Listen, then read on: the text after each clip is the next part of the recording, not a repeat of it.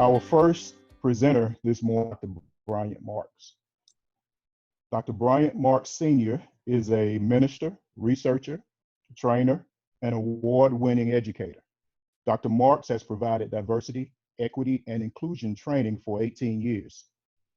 His personal and professional mission is to develop the knowledge, the wisdom, and the skills of others that will allow them to reach their full potential and live their lives with purpose and passion. Dr. Marks is the founding director of the National Training Institute on Race and Equity and is a professor in the Department of Psychology at Morehouse College. He served on President Obama's Board of Advisors with the White House Initiative on Educational Excellence for African Americans and as senior advisor with the White House Initiative on Historically Black Colleges and Universities. Dr. Marks was a contributor, trainer with the Obama administration's 21st Century Policing Programs. Dr. Marks has provided implicit bias training to over 2,000 police chiefs and executives via a series of briefings at the White House in 2016, and several thousand patrol officers in the local police departments, including the Los Angeles Police Department. He has also provided training related to diversity and implicit bias to individuals in education, higher education, philanthropy, nonprofits, local and federal government, and several other sectors. He serves on several national boards and is a highly sought after speaker and trainer. Dr. Marks holds a BA in psychology and a minor in economics from Morehouse College, MA and PhD in social psychology from the University of Michigan. Dr. Marks conducts research and professional development in the areas of diversity and implicit bias, Black male psychology and development, the academic achievement of minority college students, innovations in STEM education, and personal passion and productivity. Dr. Marks is married to Dr. Kimberly Marks and father to Kim, Zion Trinity, and Bryant II. Let's welcome Dr. Marks. Well, thank you for that wonderful introduction. We will send you the short version next time. All right, good to see you all this morning. Hopefully everybody can hear me. I'm going to try to make sure my screen share is so I'm with you for a little while. It's mostly going to be a presentation format, but if you have a burning question or comment, something quick clarification, I will just look over at the chat periodically to see if anything's in there. But for the most part, I'm going to need a full time together. I bring you greetings from Atlanta, Georgia, Morehouse College, and our president, David Thomas. Now, many of you are, well, I think we have a national sort of multiple time zones going on across the U.S. So I appreciate that. And let's go with the screen share here. All right. Well, thank you, Sam. Thanks, Morton and Debbie and Valerie and everybody that made this happen. I know putting these summits together, time intensive, a lot of moving parts, so I appreciate the invitation. You have a great lineup today. I saw the rest of the agenda. Several of my colleagues actually will be with you later on today. So you're gonna have a nice packed day with some great folks speaking to you. All right, so let's go ahead and do a screen share here. This is myself and my daughter, by the way. When she was 2, she's 13 now, different dynamic, but all good, all good. All right, let's go ahead and do that. And so I have 2 screens going on. So I'm looking to the side. I'm not multitasking. I'm just looking at the chat, looking at your faces in the next slide. All right, hidden bias. Excuse me. Okay. Hidden bias is a good people. Implication for school superintendents and the students and families that they serve. All right, so you heard the intro and background. So let's get it. Oh, real quick. So when I just shared my screen, as you probably saw, you saw a little strip like this. The easiest thing to do is to actually select this second little icon here, that the speaker view, where you'll just see me, and you can grab me and float me to the top left or the bottom left. That's going to be your best position. But yeah, so that's probably the best thing. You can see me as I speak and still see the slides. It's a little protocol there. Okay, so what's going to happen? I'm going to show you an image on the screen. It's going to be really, really quick. I'm going to flash it, right? Super, super quick. So if you are multitasking, please stop.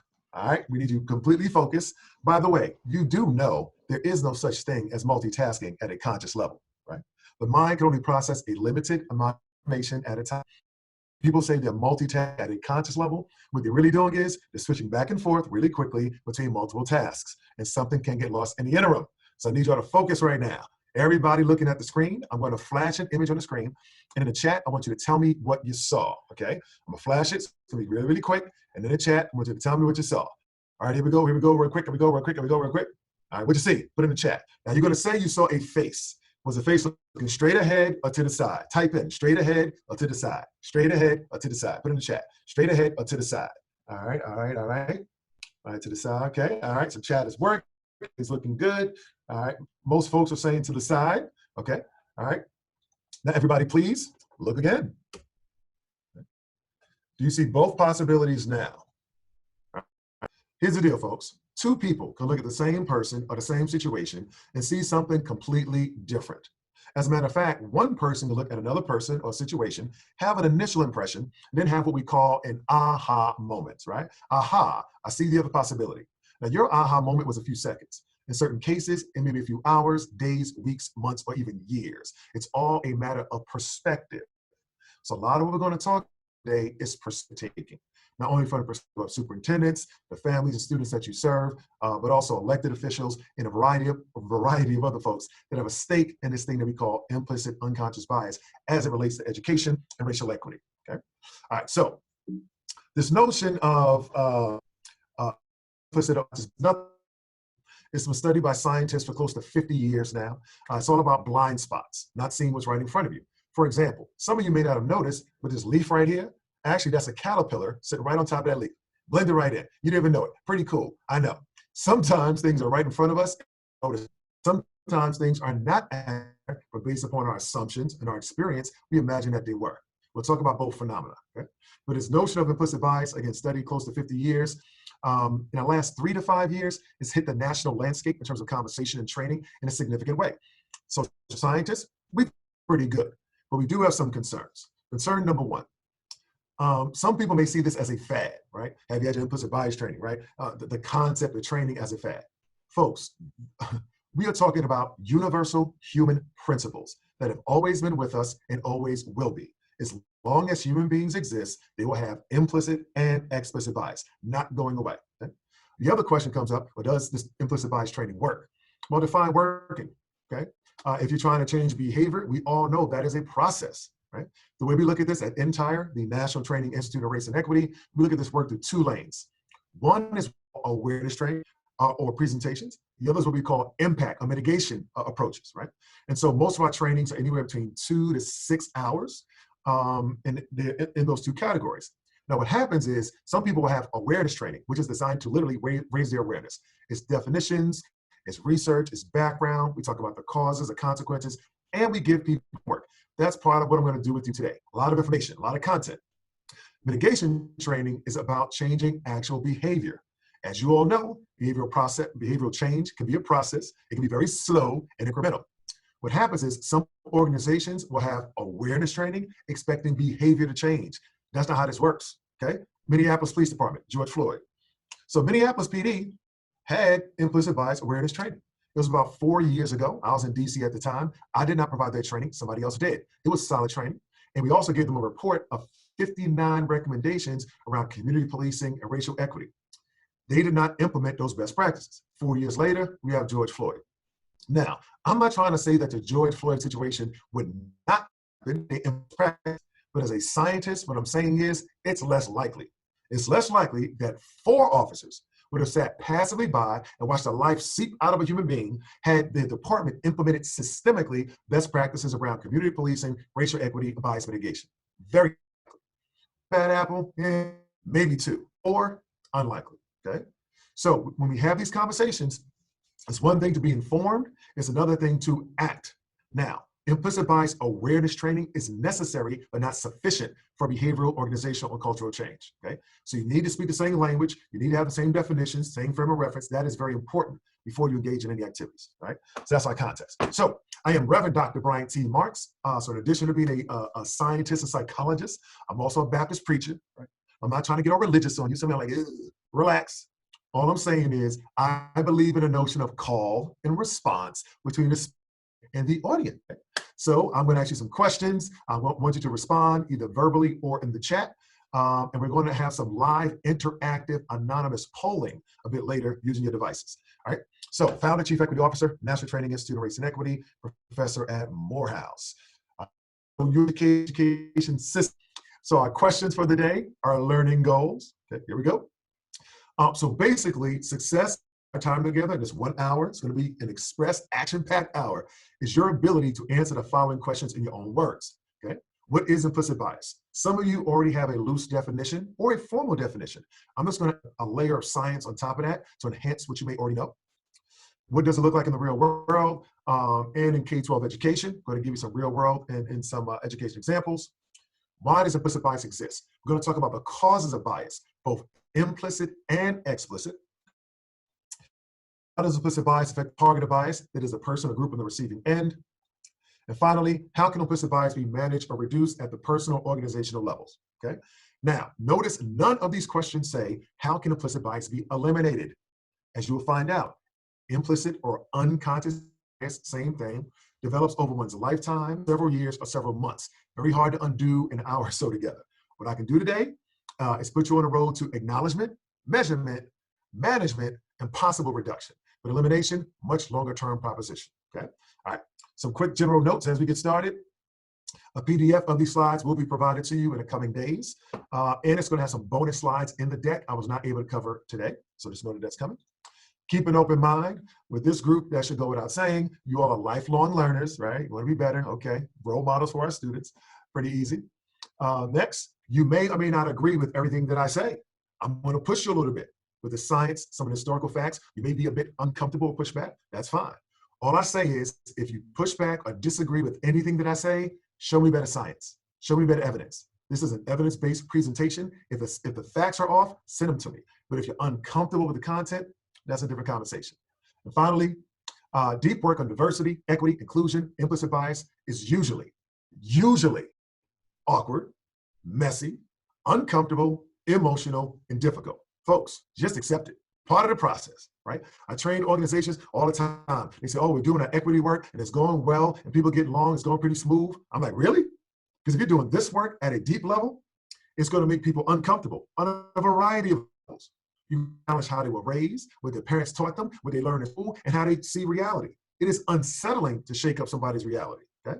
So some of you today may feel a little uncomfortable as well, part of the process. What can happen in workplaces, you start talking about issues around race, equity, gender, politics, and tension builds up, that awkwardness kicks in, the conversation down. Don't necessarily do that. Sometimes working through that awkwardness and that tension on the other side of that can be lessons learned, understanding, and empathy. And that's what you want to get to, okay? Now, you got to work through that, constructively, with respect, in love, right? Not all antagonistic, but you work through it constructively on the other side, something good. You got to get past the tension, get past the awkwardness. All right, some general notes. All right, now, spirit of interaction, here's what's going to happen. Now, I'll show you two options on the screen. I'm going to show you the two options. I'm going to say the two options. Then I'm going to go like this, and I want you to say out loud who or what is better. Now, just to confirm, Sam, they can't unmute themselves, or do you have to unmute them? Just let me know. Can they unmute themselves? They can unmute themselves. All right, here's the deal, okay, folks? If you have a quiet background, all right, don't do it yet, but if you have a quiet background, you're going to unmute yourselves. How do you know if you have a quiet background? Here's what you do. Just be quiet for a second. Hear anything? No? Quiet background. If you heard something, use the chat. That means it's not quiet. So go ahead and unmute yourselves now if you have a quiet background. To unmute yourself, bottom left corner, there's going to be a little microphone with a line through it. Click that, unmute yourselves, okay? Now I'm going to show you two options on the screen. I'm going to show you the two options. I'm going to say them. I'm going like this, and I want you to yell out loud with some passion and vigor, right? Who or what is better? Now, even if you don't recognize either option, still yell one of the two of them out, okay? Even if you don't like either option, still yell one of the two of them out, okay? This is a participation exercise. I want you to do the best you can, all right? And these are easy, by the way. All right, here we go. First up, who's better? Here we go. Who's better? Here we go. Here we go. Beyonce, Alicia Keys. Alicia Keys. Anthony, I need some passion from you. Stephanie, so you're going to answer one time, but you're going to answer with passion. Answer one time with passion. All right. Y'all got it now. All right, let's do some more. Next up, here we go. Who's better? Here we go. Beatles and the Rolling Stones. Beatles. Here we go. Who's better? Here we go.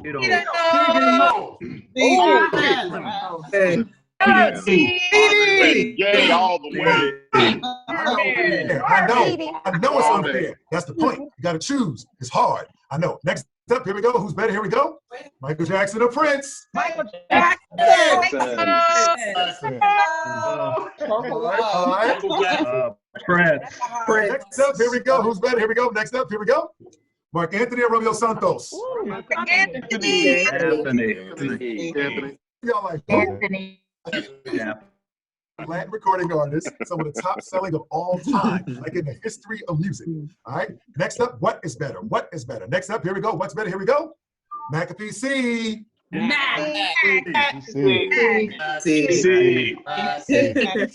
right, good. All right, Lorenzo, I don't hear you. All right, I hear y'all. All right, next up. All right, for this next one, what would you rather have? Now, assume for this next one, you could only have one or the other. One does not come with the other. So it's either one or it's the other. You know what I mean shortly. But if you could only have one or the other, what would you rather have? Next up, here we go. Would you rather have? Here we go. A raise or a promotion? Raise. Promotion. Well, I'm a superintendent. Need another promotion. Okay. Okay. All right. And finally, what is more important in your life right now in terms of priorities for this next one? In terms of priorities. Next up, go. Your health or your wealth? Health. Good deal. Well, I appreciate that. All right, you all did a great job. I heard no feedback or random noises. All right, so let's go ahead and put yourselves back on mute. So moderator, if you can go ahead and mute everybody except me. But the notion is these are all preferences, explicit conscious preferences. And we all have them, right? Whether they are musicians, technology.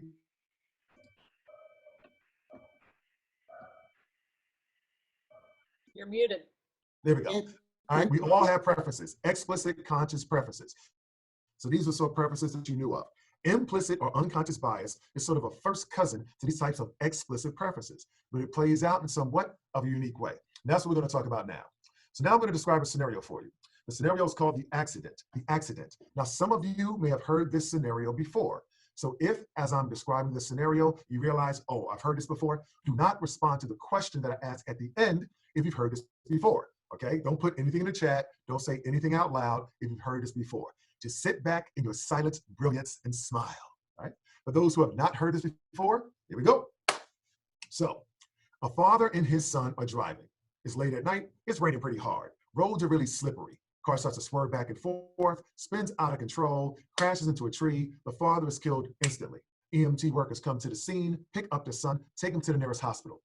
They check him out in the emergency room. They're like, wow, he's pretty banged up. He needs surgery. They send him upstairs to the operating room. The surgeon walks into the operating room and says, I cannot operate on this boy. He's my son. How is that possible? Pause. For those of you that heard this before, just sit back and smile. For those who have not heard this before, think of some abilities. And there are multiple. I'll think of some. Okay. All right. Now, the most popular answers that we hear across the country to this riddle are stepdad, adopted dad, godfather, priest, like some priests you call father, sperm donor in the mix somehow. Okay. All right. But for those of you that have heard this before, put this in the chat. What is a traditional answer to this riddle? For those that heard this before, put in the chat. What is a traditional answer to this riddle? All right. What is the answer? All right. Yes, indeed. The surgeon is the boy's mother. Think about it. A father and his son are driving. Father gets killed. Boy is taken to the hospital, up into surgery. The surgeon walks into the operating room and says, I cannot operate on this boy. He's my son. The surgeon is the boy's mother. Now, being completely honest with your riddle for the first time today, or think back to the very first time you heard this riddle for those who heard it before. How many of you, the very first time you heard this riddle, was your instant response, the surgeon's the mom, right? Maybe a few, small percentage, right? Statistically speaking, not too many. And I didn't answer this correctly. I heard it either. So Although intellectually we all realize that women can be surgeons just like men, it's be a little itty bitty part of you equates surgeon with male, and that is implicit bias. That's where it lives, that's where it swims, that's where it functions, right?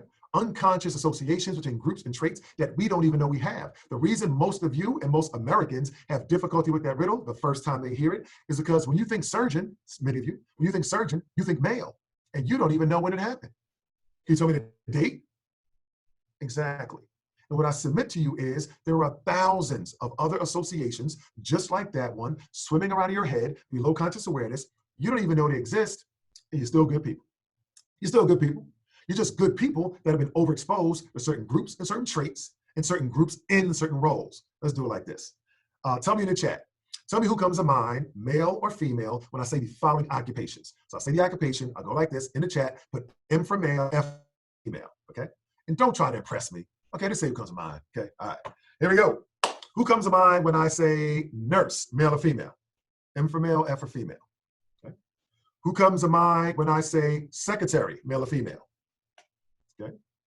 Who comes to mind when I say kindergarten teacher, male or female? Okay. So for the most part, you're saying female. Now we all know that men can do those jobs just like women, right? So by you saying female, that does not make you sexist. That makes you human, okay? But the notion is you might have lived a life where you happen to come across more female nurses and female secretaries and female kindergarten teachers. And the recorder that's running in your mind throughout your lifetime is keeping track of those exposures in a cumulative fashion. Until your mind on its own gets to the point where it locks in that association for you, you not know when it happens. Our minds are built to be efficient. Upon repeated exposure to a certain group in a certain trait or a certain group in a certain role, your mind says, I got this, it locks it in. You will not know when it happens. But once that does happen, the seed for implicit bias is planted. It may blossom, it may not, but it's there. Let's do it like this. Tell me in the chat. Besides Barack Obama, right? When I say President of the United States, what race comes to mind? Put it in the chat. What race comes to mind? Okay.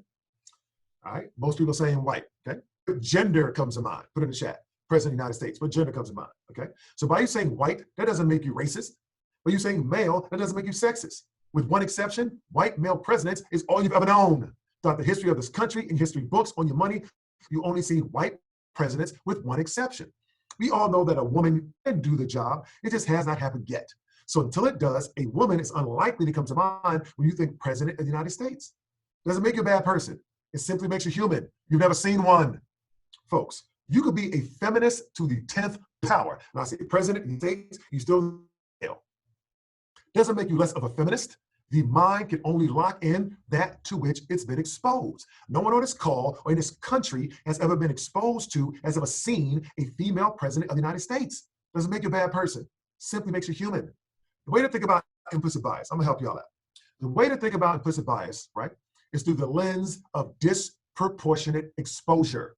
We have all been overexposed to certain groups, to certain traits, certain groups, certain roles, right? As we live our life, we take it in, we lock it in. Let me put it like this. Here are your two ingredients for having implicit bias. You ready? This is what we call a takeaway, okay? Two ingredients for having implicit bias. Number one, living in society. Number two, having a brain. That's it. That's all, folks. If that applies to you, then yes, you implicit bias like everybody else. Yes, everybody. You say, no, I don't. No, I don't. I don't have implicit bias. I don't see race. I don't see gender. I just see a rainbow coalition of humanity. Folks, you can talk all that rainbow stuff you want, please. It sounds good, but the science does not support it. Please understand, this is how our mind works. Implicit bias is much more about the machinery of your mind than it is the content of your character. Right? That was pretty good right there. That's Tito right there. But the notion is, people say, oh, I'm going to go to these trainings. He's going to call me racist. He's going to call me sexist. I don't call people racist. I don't call people sexist. What I do call them is human. And as a function of being human, certain universal principles will apply. This is one of them. So if you live in society and you have a brain, I don't care what your title is, superintendent, blah, blah, blah. You still have implicit bias. It's a machinery issue. It's a human issue. You can't beat it. You can't get around it. Because usually our implicit biases help us to navigate the world. But every while, go sideways. That's what we're about to do. Okay? So bottom line is, we all have biases. Yes, you. Say, oh, no, I don't. No, I don't. Really? Really? All right. Say you're walking down the street, any city, USA. You walk down the street, and a stranger comes up to you. And the stranger says, hey, I have a flight tomorrow morning at 6 a.m. from the local airport. You come house at 4 o'clock and pick me up and take me to the airport for free. How many of you would seriously consider doing that? Not too. Say it was a loved one, your spouse, significant other, parent, child, best friend, sibling, made the same request. How many of you would at least consider doing it? Right? I know some of y'all wouldn't do it. I said, would you consider it? Okay. So what's the difference in those two scenarios? Stranger, loved one. I'll tell you. Relationship. Please hear me. Everybody in your life is not the same. We are social beings built to connect. Those connections we call relationships. And the nature and depth of every relationship in your life is unique.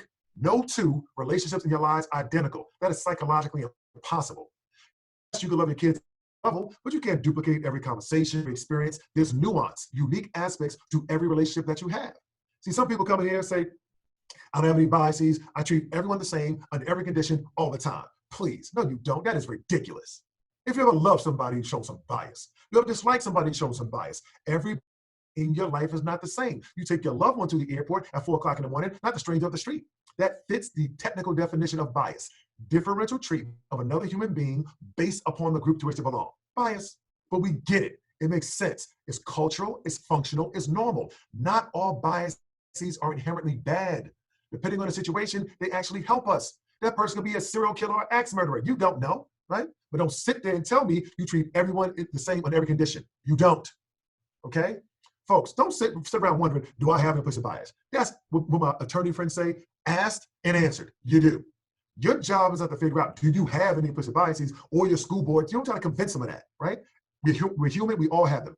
Your work and that of your colleagues is to figure out which specific biases you have. What is the magnitude of them, and are they systematically advantaging or disadvantaging any particular group? That's the work. Do you have them? Yes. Not a bad person, simply because this is not a character issue.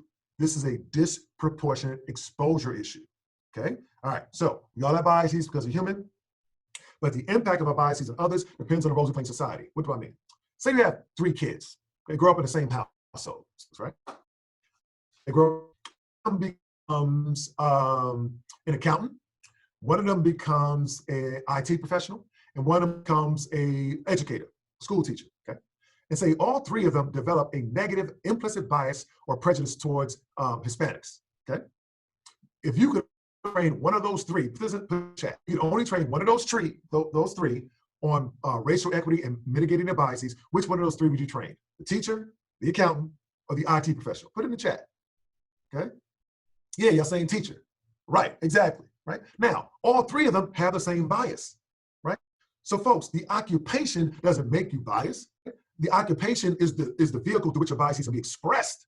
Now, you can form new biases, you can enhance them, but having the propensity to have biases, that is a human thing. All 3 kids, same household, same biases. One went this way, one went this way, one went that way. But with certain occupations, when bias is expressed, the consequence of the bias is more significant. If I'm an accountant and I have a bias towards Hispanics, okay, if I'm a Hispanic client, maybe I file this stuff late, I get some numbers wrong, okay? A class teacher, and that bias because these Hispanic kids, I might plant seeds of doubt when they tell me they want to be a scientist or engineer. I'm like, no, don't worry about that. That's too hard for you, right? I could kill their dreams in a moment with just a word. Y'all know this. When you think back on your teachers that you had, the ones that poured into you and the ones that doubted you and how sticky that was between middle school and high school, you remember stuff, right? Teachers can do significant damage and uplift and inspire for a lifetime, okay? That's why we do the work. So if we accept these 2 notions, that we all have biases simply because we're human, not a character issue, but the impact of that bias depends on the roles we play in society, we are golden, okay? Folks, I'm tough on frontline people, teachers and so forth, but I'm also tough on leaders. Leaders, y'all gotta get this right. Do it like this. Say you're in a corporation, right? And you have 2 people. One, it's more than 2 people in a corporation, but say the CEO of the corporation is a man, and say there's a young guy in the mailroom, and both of them have a strong negative implicit bias or prejudice towards women. For which one of them do you think your bias is more likely to negatively affect the experience of women throughout that entire organization? Put it in the chat. The CEO or mailroom? Put it in the chat. CEO or the mailroom? CEO. Now, the CEO does not have bias because he's the CEO. The guy in the mailroom has the same level of bias. You all have to get this. 2 people can have the same exact level of bias, but depending on how it's situated in the organization, the impact of that bias will vary. CEO is in a position of leadership, control, and influence. His biases will send ripple effects throughout the entire organization. That's why I'm tough on leaders. Y'all got to get this right. You make important decisions. Who gets hired? Who gets promoted? Budget allocations. Make decisions with your school board, direction of the district. All those things matter. You must keep your biases in check. You have them. Yes, you do, because you're human. Still a good person, but you're human. And as a function of being human, as you live in society, you take in the world, okay? When you take in the world, associations form, get locked in. You do not know when it happens, but it's in you, okay? All right, cool. So now we're going to do something not normally done in these sessions, okay? Take out cell phones. So we're going to have some live, interactive, anonymous polling, okay? I'm going to show you some questions on the screen. You're going to answer in real time. Right? So show up, the results show up as well. Now, there's two ways to participate in the poll. One is by going to a website. The other is by text message. I strongly recommend going with the website. It's going to clean, clearer experience. I'll show you the web address on the next slide. If you're using an Android phone or a Google phone, please use your Chrome app or some other web browser. Do not use a Google app. It will not work with the Google app. When I show you the website, type it in exactly as you see it, with one exception. It's going to capital letters. Don't worry about that. In all lowercase. Also, you do not need www in front of it. Type it in exactly as you see it. It will work. The number one reason people are not able to participate in the poll, they spell the website wrong. Okay? Take your time, spell it correctly, it'll work. Now, the website is always at the top in bold type for every one of these questions. Here we go.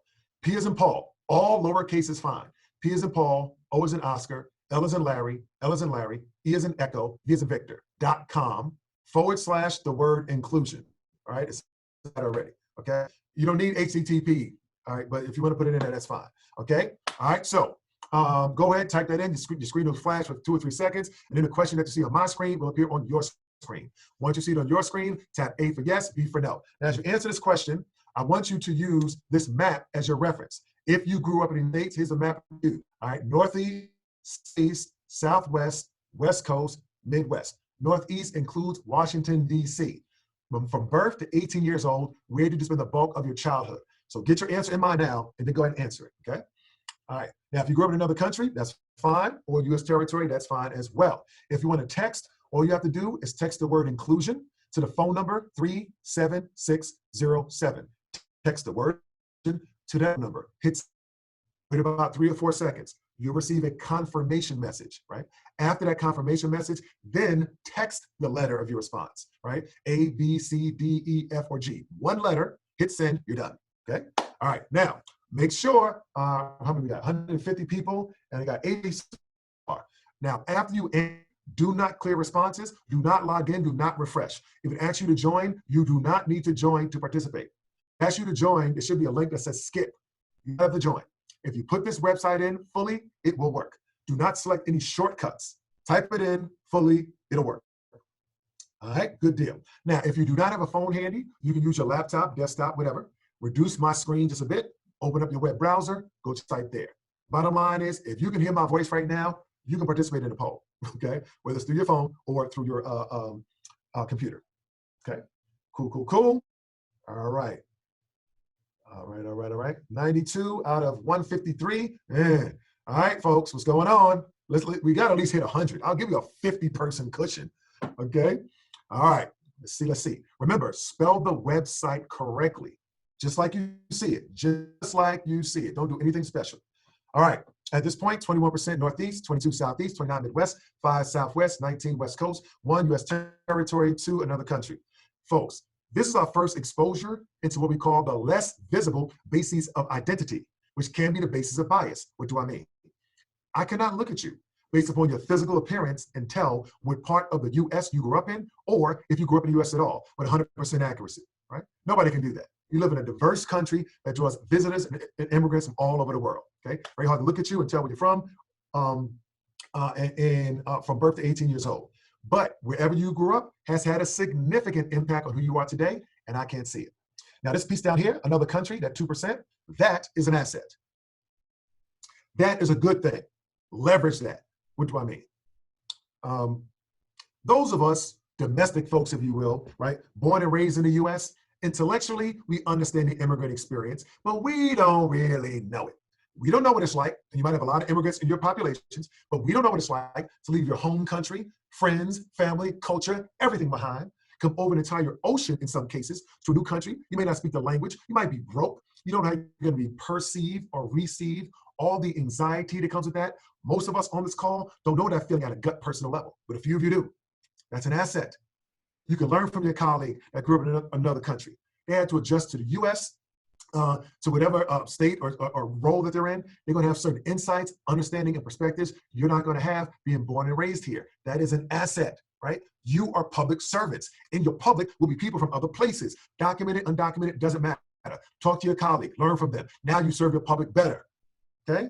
But this immigrant thing, a lot of us, we can't relate. We don't know it personally, but it's an asset, right? But you know what some people do? And some of your colleagues and board members and faculty and staff may do this. Sometimes we judge other people that are from other places. All right, we try to question their Americanness. Well, you're not really American. You don't grow up here. You have an accent. Don't do that. You don't do that, and your people don't do that. Why? Folks, you don't have the right to judge somebody else's Americanness. What does that mean? Okay, Morehouse real quick. Script, no charge, little nugget. Check it out. We're living in very interesting times where people are talking about the U.S., American exceptionalism, romanticizing immigrants and all that. Please, and by the way, that's not true. Everybody, please hear me. The United States of America is not one nation of immigrants. Please, that is factually incorrect. Look at the word immigrants or migrants. To migrate is a voluntary act to seek refuge or better life on purpose with intent. When you say the U.S. is a nation of immigrants, in the same breath, you are dismissing the Native American experience and the African experience. Why? Native Americans were already here. They were slaughtered or displaced. African Americans were brought here in chains by force. That is not immigration. Folks, it is not a matter of debate. It is a matter of definition. Look up the word immigrant and see if it applies to everyone. It doesn't. So from this day forward, if you continue to say the U.S. is a nation of immigrants, that's an integrity issue. Because you know better, but you're not doing better. And then the gap lacks integrity, that's on you. But it is factually incorrect. Folks, if we're going to have an honest conversation about bias, we cannot ignore the historical facts that we've been riddled in this country, riddled with bias from the beginning, right? Some people say to me, well, see, Dr. Marks, so you don't understand. See, I'm really American because I am related to the founding fathers. I tell them, first of all, you're probably not, but if you were, those dudes had issues too. What do we know about the founding fathers? Educators, what do we know? Founding fathers were brilliant at structuring government, which they borrowed from the Iroquois to a certain extent. But anyway, brilliant at structuring government. But what else do we know about the founding fathers? The vast majority of them, what, owned slaves? Thomas Jefferson, one of the biggest slave owners in the state of Virginia. Matter of fact, Thomas Jefferson has more black descendants than white descendants. And he liked his women young. Look that up. What else do we know about the founding fathers? They thought women were inferior. They didn't let y'all vote till 1920. They thought white men that did not own property should not be allowed to vote, classism, and they defined black people as 3/5 of a person in the U.S. Constitution. So before you take any credit for them dudes, you may better give it some thought. Folks, when we talk about education, where the founding fathers went once they left Philadelphia, Constitutional Convention, all that stuff, all that glorious, wonderful stuff, right? Decorate, all that. They went home to Monticello in the mountains. They went home to plantations. Very rarely, I'm sure, I don't know about this, in your school books, when you teach your kids U.S. history, do you ever, in your books, do they refer to the founding fathers as enslavers or as slave masters? Probably not. But that's what they were. The bulk of their income came from slave labor. Those places they went home to were plantations.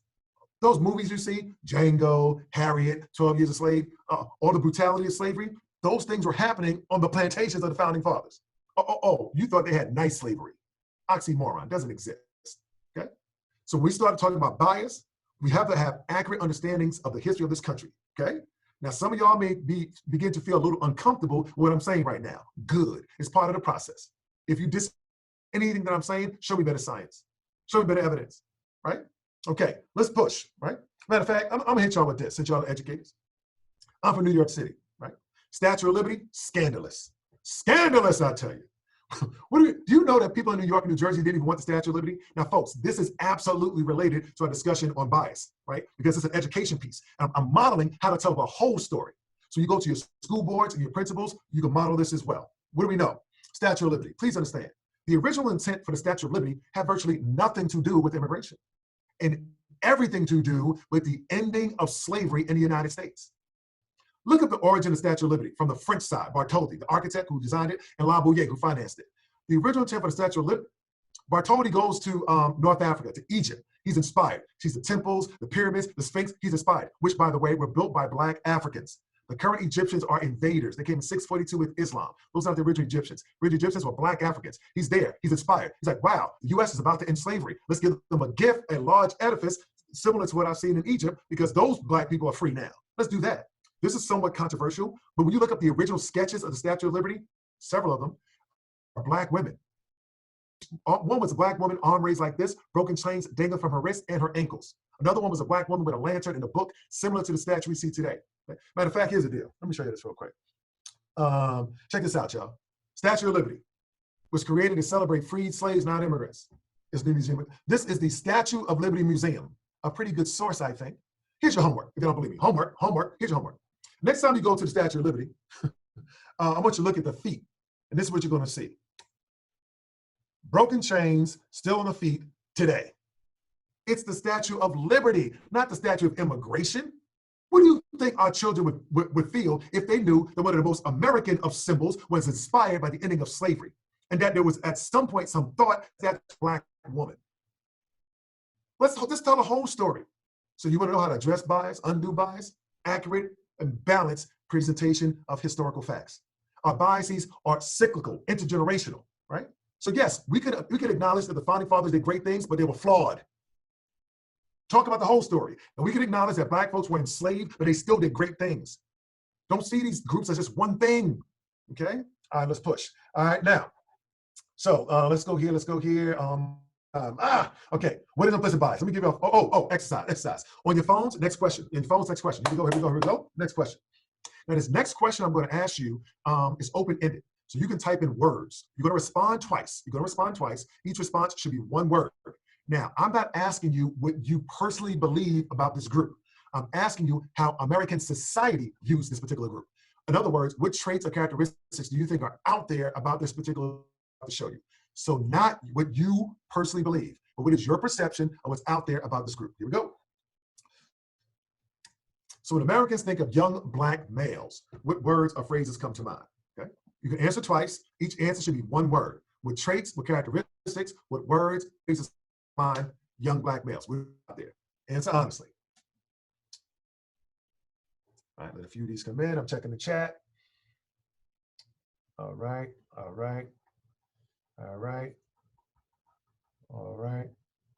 I'll spell house mom. Okay. All right, cool. All right, here we go.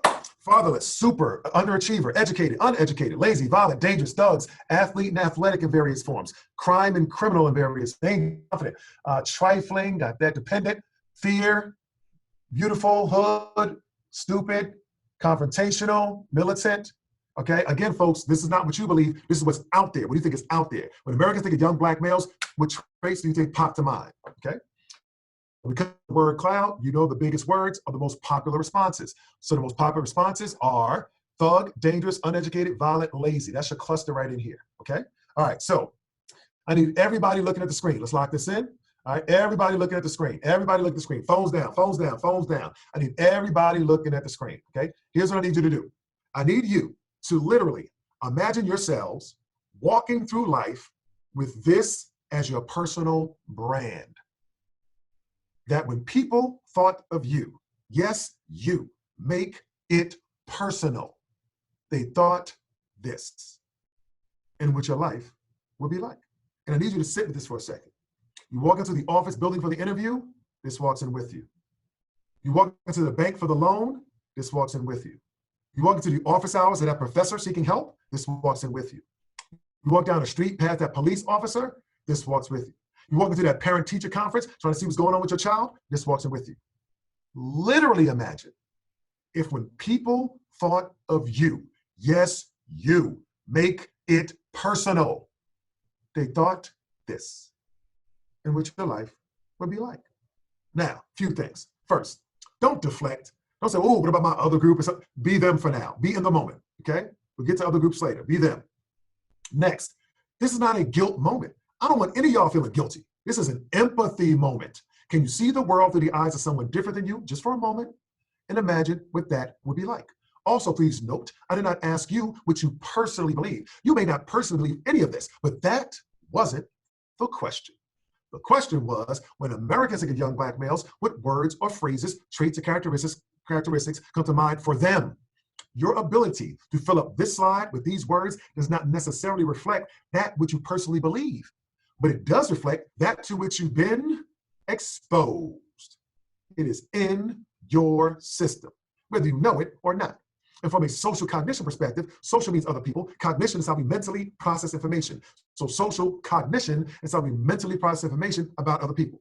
So whether you know it or not, when you see a young Black male and categorize them as such, these traits get activated at a subconscious level. And they can influence how you talk to that person, how you engage with that person, whether you hire that person. And you will not know that it's happening, and you're still good people. You're still good people. You've just been overexposed to certain groups and certain traits, certain groups in certain roles. This group and those traits. Don't feel guilty. Let me be clear with you all, folks. I've done this over 700 times across the country, right? I'm talking about everywhere, from Maine to Miami, from Seattle to San Diego, and everywhere between. Here's the kicker. Everybody gives the same answers. Yep.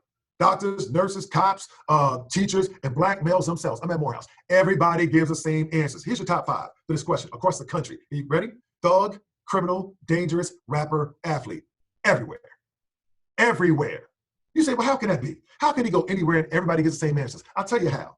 Because everybody that I train in the US have 2 things in common. Number 1, they live in a society. Number 2, they all have brains. Remember that? And that's all it takes. Don't feel guilty, but don't be naive.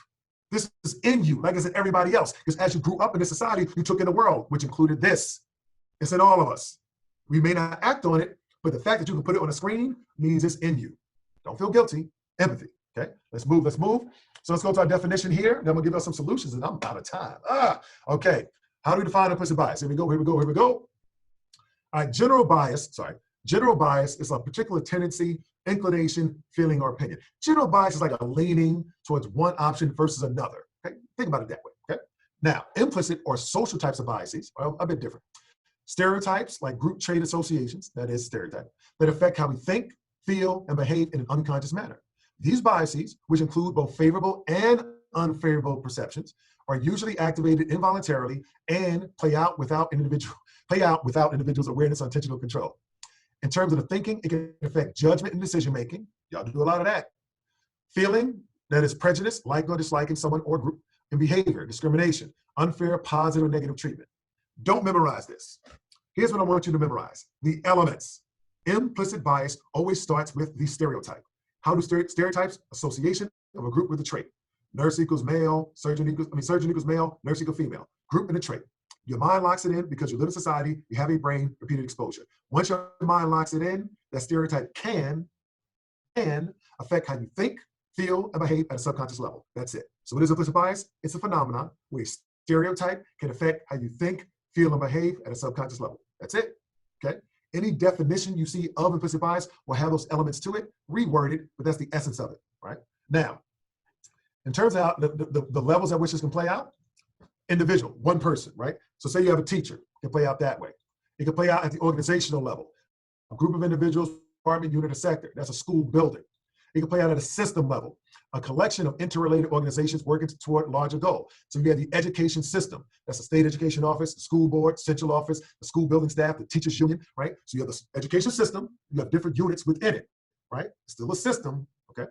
But folks, you can see this is layered. Bias can play out at every single one of these layers. And then we have what we call the ecosystem, a collection of systems that influence the overall well-being of community members.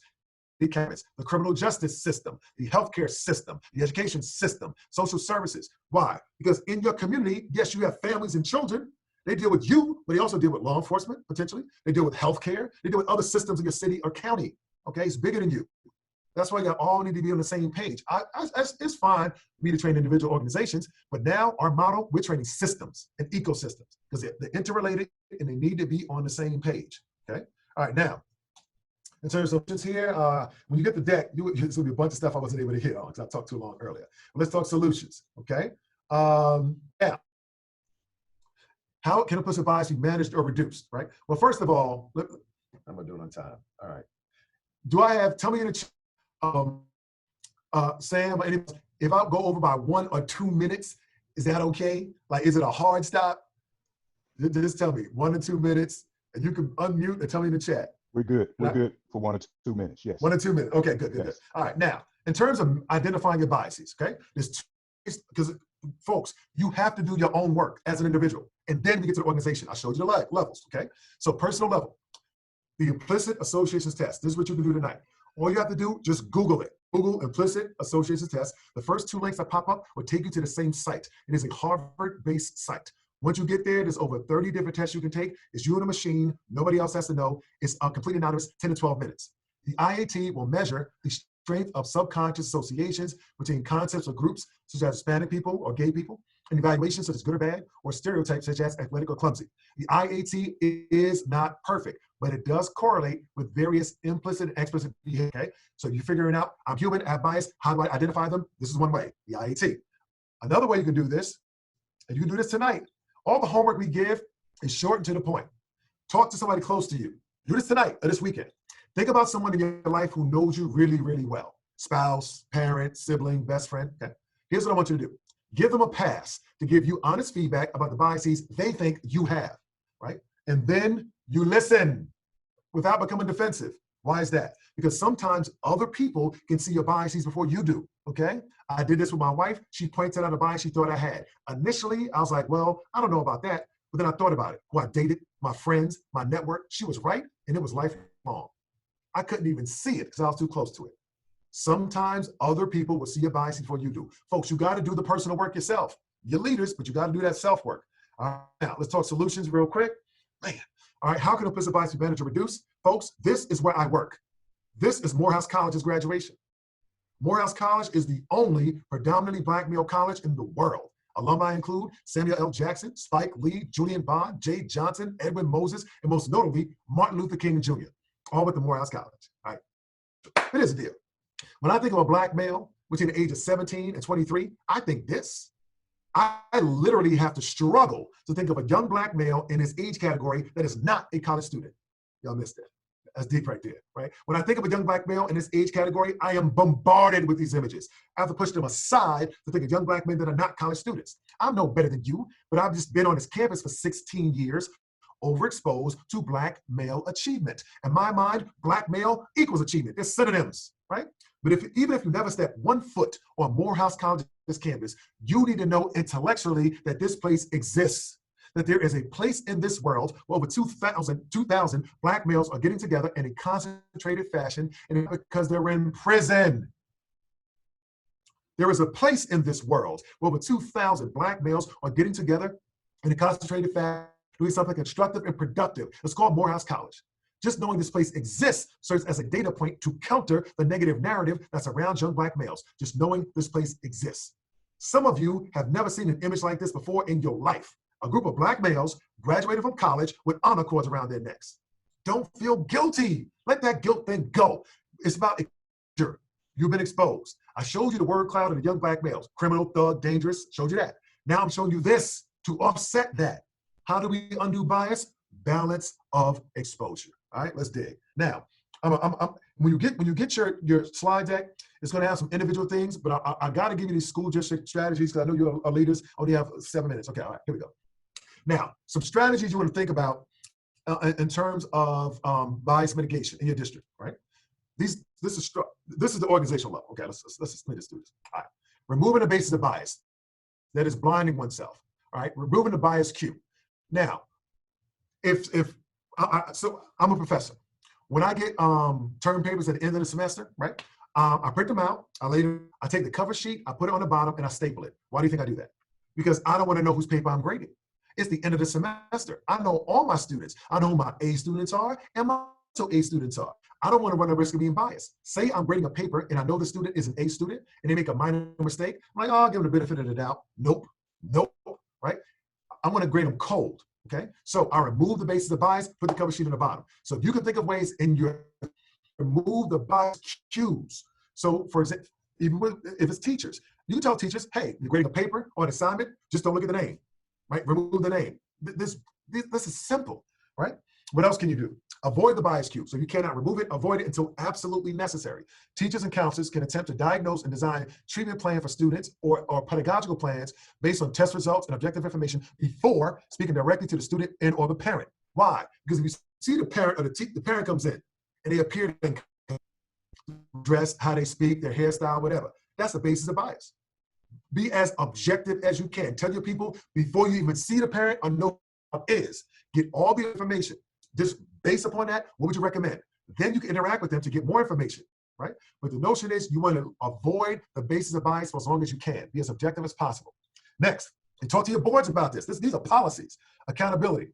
Now, if being held accountable will reduce the likelihood on your biases, both implicit and explicit. Because if you know somebody's watching and that you may be held accountable, you're going to be real mindful about how you treat people, right? A little more so than you would okay? So you want, at the organizational level, laws, policies, and practices. For example, mandatory teacher observations by principal. So if I'm a teacher, right, and I'm in a class, I'm acting on my biases, but I know my principal can come in at any time and have a principal that's pedagogically sound. They know good teaching practice. They know about the imbalance of calling on students. They know about pauses and all these other things, right? If they're paying attention, do you know that some teachers in the US are less likely to call on certain students based upon the ethnicity of their name? If I have a student and one name is John, the other one name is Jaquarian, I'm like, John, okay. I'm raising hand like, I don't want to mispronounce it. Literally, teachers will call on, especially Black kids with ethnic names less often because they have difficulty pronouncing it. Imbalance. What do you think that kid is going to conclude? They're not going to know it's their name. They're going to think, this teacher thinks I'm dumb. That's how this happens, okay? Next, accountability. This is at the individual level. Here's what you can do. You can form a book club. What is that? A book club, you can read, let me see what I got here for y'all. All right, you can read this. Bias, Jennifer Eberhardt, Stanford University professor, talks about racial inequity. You get together with your colleagues. You can do this. Four of y'all can get together right now after this chat. So you're going to meet together once a week on Friday, virtually, and talk about one chapter, right? You have a book club. Your homework between each meeting of the book club is you read a chapter and you apply it to your life. And then you report out at the book club. That holds you accountable. You're doing, it's good work, it's good reading, but if you know you have to report out, you're more likely to do what you're supposed to do. Next, you can have an accountability partner, right? This is somebody, another person that you check in with once a week. Say, hey, I'm working on my stuff. I had an issue this week. I said something that was a bit putting. You have somebody you share out with. Somebody else says, I had a good week. I watched this documentary. I did this, and so forth. Somebody holds you accountable in an ongoing way. Have an equity coach. Some of y'all, you don't want people knowing your business. So hire an equity coach, an objective third party, but you need somebody to keep you honest, or have an anti-bias journal. 5 minutes a day, you can make an entry. Had a good day today. Read this book. Had this conversation. Whatever it is. 5 minutes. This holds you accountable. Okay? And if you notice, this is like concentric circles of people. Book club, multiple people. Accountability partner, one other person. Equity coach, one other person. Anti-bias journal, you by yourself. No excuses. Next, education. How to undo bias. Learning about positive achievements and targets of bias. That Black Africans in Egypt, in the Egyptian mystery system, going all the way back to 2500 BC, was the first people to read, first people to write, first people to count, first people to build. There is no debate if anybody who knows what they're talking about.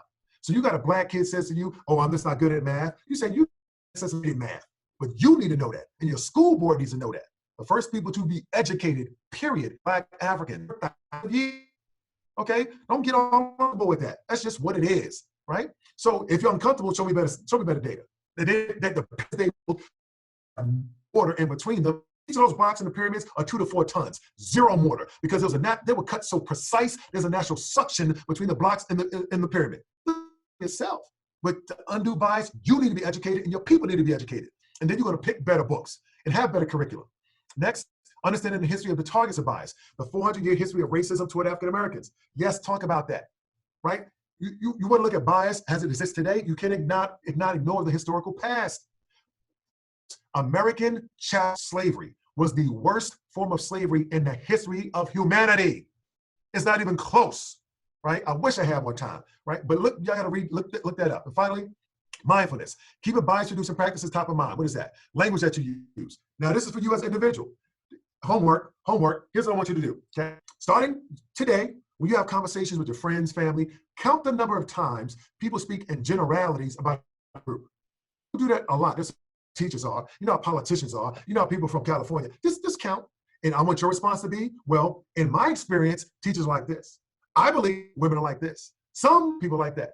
In my experience, I believe some. It can change your life like this. Start it today. It's free, and nobody else will know you're doing it. But once you form that habit, become people. What does this do? It keeps you mindful that you don't have the data on all these people, and that you're less likely to generalize and thus act on your biases. And finally, anti-bias reminders. This is easy. Screensavers, wristbands, t-shirts, affirmations, whatever the case is, right? I'm an unbiased person, right? Little historical facts. Have pictures of the pyramids as a screensaver. Something. Day to day, as you look around the world, because it's all about exposure. If you've been underexposed to certain groups and their achievements, what they've done, you have agency, you have autonomy, you create some exposures and surround yourself with it. You curate your lifestyle so that you have balance. Okay? All right, all right, fast, y'all. I tend to do that when I'm at the end of my time. All right, so I'll stop here. So let me give you some pieces here. Okay, as we wrap up. Okay, how to be an advocate, diversity, equity, inclusion, okay, with your people, and so forth. Okay, hold on, let me see here. Yes. Okay, all right, yes, all right. Folks, start with yourself. Own the biases that you have, even if you're black, women, I don't care. Own the bias you have. Accept them as part of being human, let go of the guilt, and develop management strategies. The more work you do for yourself, the more influential you can be with your boards, your principals, and so forth. Next, have the tough conversations. Deep diversity work, bias mitigation work will be awkward, uncomfortable, and sometimes difficult. Do it anyway. Have conversations from a place, however, of openness, empathy, and non-judgment. Open it up by saying, look, this is going to be a little uncomfortable. We may feel this way at certain times, but we got to do the work because our kids' lives are at stake. Okay, that's why we got to put our egos aside. Next, keep diversity, equity, inclusion top of mind. That is, your strategic plans, hiring, conferences, standing meetings, etc., should have a diversity, equity, or bias mitigating factor or lens to it. Right, folks, we're in a window now. In terms of the George Floyd and all that stuff, this window may close pretty soon. All right, people liking black folks and all that stuff, that may not last. Right? What you want to do in this window, put long-term strategies in place. Put 5-year programs in place right now. Get budgets for multi-year programs. That's what you do, because this window will not remain open. I'm telling you, get with them donors and them rich people in your cities because they feel in some kind of way right now. Get them to invest now before the winds of change blow. And finally, raise the equity question. Regardless of who is in the room, ask how a decision, policy, initiative, etc., will affect various groups within the organization, the customer or client or family base. Okay? So, whatever's in the room, it might be all black folks in the district. I'm in Atlanta. Maybe mostly black folks in the district, but we have class issues in Atlanta. So when you have a new policy, yes, for a middle-class black family, that's cool. A low income, not so much. Diversity goes beyond race. You need to develop a spirit of discernment where you can see multiple layers in the myriad ways that people can differ in diversity, okay? All right, so I'm gonna stop there. I apologize for going so long. Here's my contact information. What time is it? I said 2 minutes over. Okay. That's my website there. Oh, that's my personal email. Wonderful. Social media. Books. So I recommended this one already. Also recommend that you read Bias, right? Both of these books, they're written for popular audiences, but chock full of science, chock full of data and evidence. Okay. So Bias and Blind Spot, I recommend both of those. Okay. I'm going to stop sharing here. I don't think we have any time for questions. I think we got to sort of roll to the next thing. Thank you, Dr. Marks. Okay. Yes, thank you, Dr. Marks. That was excellent. Of course, very powerful information. So let's give Dr. Marks a virtual round of applause, for kicking off this summit for us this morning. We want to mention that, of course, this focus was on the implicit bias from the lens of equity and from the lens of leaders. And so several takeaways that we can find going forward. But I'd like to mention to the cohorts and incoming students that we can look forward to Dr. Marks making himself available for more small group conversations with the Howard AASA Academy cohort, as well as USC. And so we had that conversation. So we appreciate that, Dr. Marks. There's never enough time for such opportune conversation such as this. And so the last piece that I'll mention as a question to ponder that won't be answered now, but will be a good segue for us moving forward in the panel, will be what does this mean for leaders as they consider the readiness of their staffs to meet the needs of our children, because its implications are there for leaders, of course, such as ourselves and such as yourselves, but also a responsibility for preparing staff to really see the core of the impact for children. But thank you, Dr. Marks. And we look forward to having an opportunity to bring you back in for a more laser-like conversation.